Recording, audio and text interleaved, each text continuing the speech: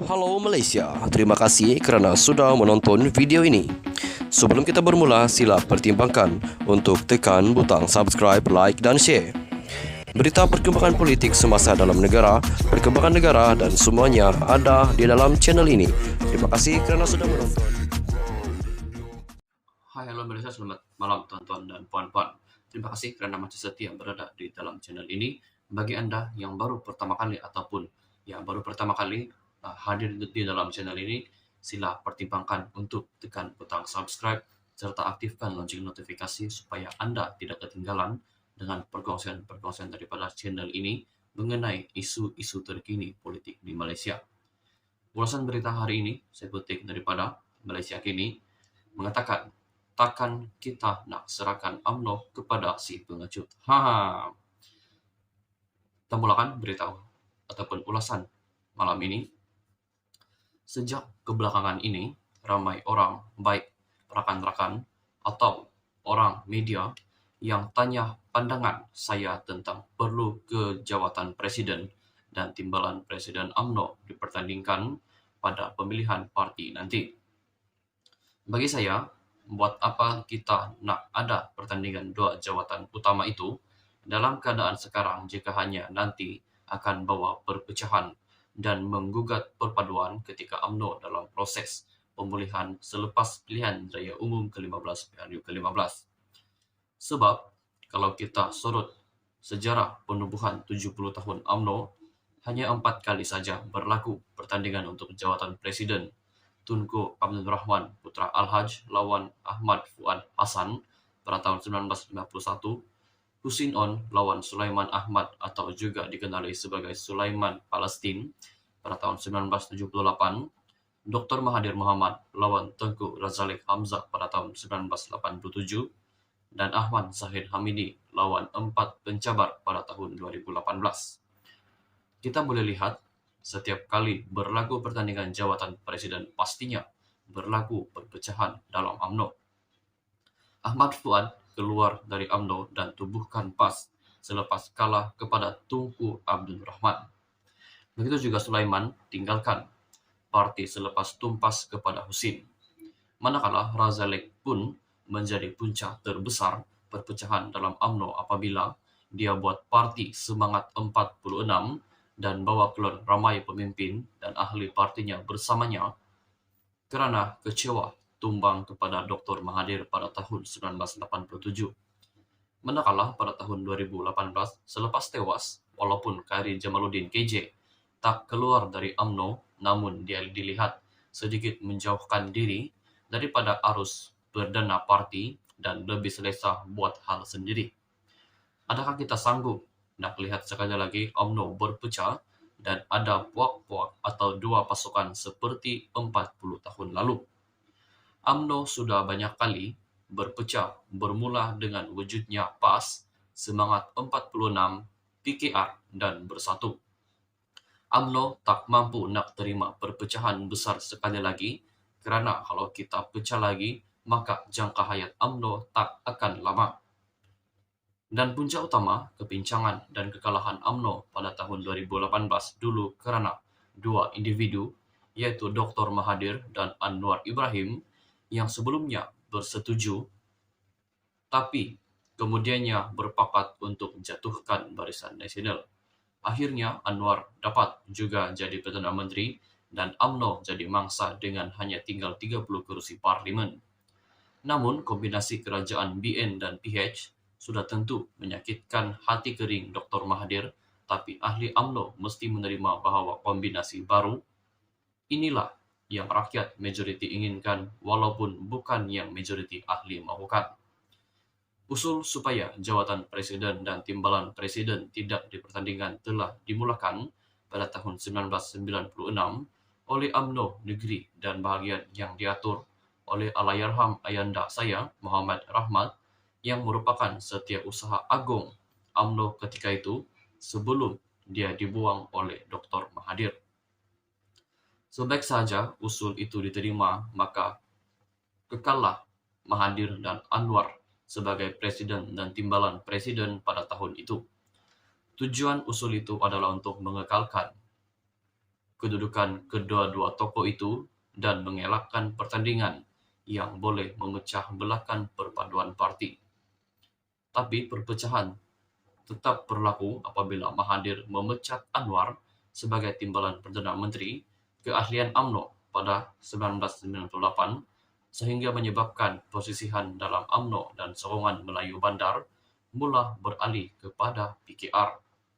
Proses tolak ansur itu jugalah yang menjamin kestabilan dan pengukuhan UMNO sehinggalah pada tahun 2018 apabila ada pencabar yang mahukan jawatan presiden selepas UMNO BN kalah pada PRU ke-14. Zahid yang dipilih sebagai presiden UMNO pada tahun 2018 akhirnya berjaya pulihkan semula UMNO sehingga parti itu menjadi sebahagian daripada kerajaan selepas kejatuhan PH pada tahun 2019. Biarpun berdepan dengan pelbagai cabaran selepas cubaan untuk haramkan UMNO oleh Mahathir, pendakwaan politik dan pembunuhan karakter oleh pihak lawan, namun parti itu kembali mendapat kepercayaan rakyat dengan menang 7 daripada 12 pilihan raya kecil PRK dan berjaya merampas kembali Melaka dan Johor daripada Pakatan Harapan PH. Selepas UMNO kalah dan gagal lagi jadi kerajaan pada PRU ke-14, kebijaksanaan Zahid dalam membuat keputusan selepas PRU ke-15 menyaksikan UMNO terbukti masih relevan apabila parti itu menjadi penentu kepada penubuhan kerajaan hari ini, yaitu kerajaan perpaduan. Usah jadikan alasan UMNO tidak menang besar pada PRU ke-15 lalu sebagai dalih untuk tukar presiden dan timbalan kerana kekalahan lepas bukan milik Zahid dan Muhammad Hassan sahaja tapi mesti dipikul bersama oleh semua orang daripada pemimpin peringkat negeri, bahagian dan cawangan. Sebaiknya semua orang muhasabah diri, jadikan kekalahan itu sebagai pedoman dan pengajaran untuk kembali bekerja bagi memenangi hati pengundi serta menyerang balas pihak lawan. Jadilah penyokong setia kepada parti walaupun terpaksa berkorban diri. Saya sendiri sanggup bertanding di Pulai pada PRU ke-15, lalu walaupun sedar kerusi itu adalah kawasan minoriti Melayu, dan saya telah nyatakan dari awal lagi bahawa kerusi Parlimen Pulai mustahil untuk menang. Tapi saya buat demi parti. Saya nak ingatkan ahli UMNO supaya tak terperdaya dengan setengah ahli Parlimen UMNO yang menang bawah tiket UMNO tapi selepas menang melupakan parti. Macam kacang lupakan kulit seperti ramai ahli Parlimen UMNO yang melompat dan lebih teruk lagi mereka yang hianat kepada parti dengan bersekongkol dengan Dr. Mahathir dan Muhyiddin Yassin sebelum ini.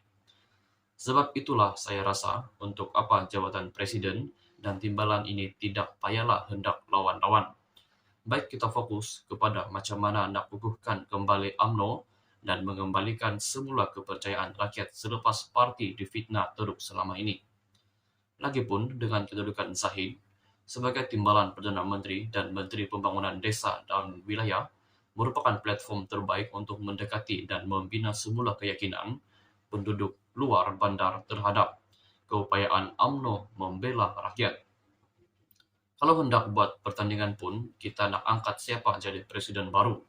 Kita nak harapkan orang pengecut yang paling awal lari lintang pekang selepas UMNO kalah pada PRU ke-14 dulu. Kita nak bergantung kepada orang yang gagal jadi Perdana Menteri ke-9 atau kita nak serahkan nasib parti kepada orang yang sibuk jadi broker yang selama ini nak jual maruah UMNO kepada parti lawan.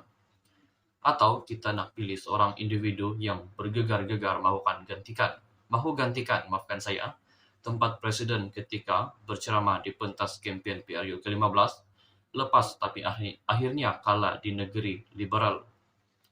Sudahlah, dia sendiri ditolak di negeri sendiri, lepas itu diberi peluang pula bertanding di negeri lain, kononnya dia cukup popular tapi tumbang juga. Kita kena fikirkan banyak benda sebelum nak ikut emosi.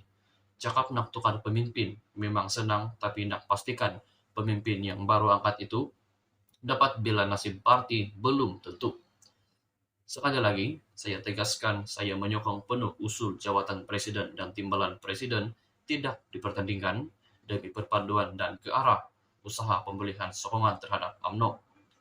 Saya dengar sudah ada seorang ketua bahagian UMNO dari Johor yang membawa berpuluh-puluh ketua cawangan UMNO makan angin di seberang. Tapi saya coba bersangka baik. Mungkin ketua bahagian itu dapat arahan daripada tuan dia untuk membawa ketua-ketua cawangan yang sudah bertungkus lumus bekerja siang dan malam semasa PRU ke-15 lepas, nak bagi habuan pada jentera parti kot. Mungkin tahap ketua-ketua cawangan cukuplah bawa pergi makan angin di negara seberang saja sambil cuci mata tengok cewek-cewek ganteng di sana. Untuk level ketua-ketua bahagian, nanti mungkin mereka boleh merasa main salji atau pakai baju tebal di Turki. Ialah mana nak sama tahap ketua cawangan dengan ketua bahagian kan. Tapi tak ada hal lah, janji semua kos Tuan Besar akan bereskan. Tapi saya tak heran pun dan tidak ada nak kaitkan lawatan makan angin itu dengan pemilihan UMNO nanti. Sebab saya dah lama tahu ada geng-geng broker sudah buat gerak kerja untuk pemilihan parti ini sejak sebelum PRU ke-15 lagi. Ketika orang lain sibuk bermesyuarat, taklimat dan susun atur strategi, pok-pok ini buat kerja menyelam sambil minum air. Kononnya buat mesyuarat dan taklimat untuk persiapan PRU ke-15, tetapi dalam masa yang sama mereka selit juga agenda nak angkat tuan besar mereka jadi presiden UMNO. Nur Jazlan Mohammed adalah bekas ahli parlimen Julai Johor. Dia juga adalah timbalan pengurusi Badan Perhubungan UMNO Johor. Tulisan ini asalnya dimuat naikkan di laman sosialnya.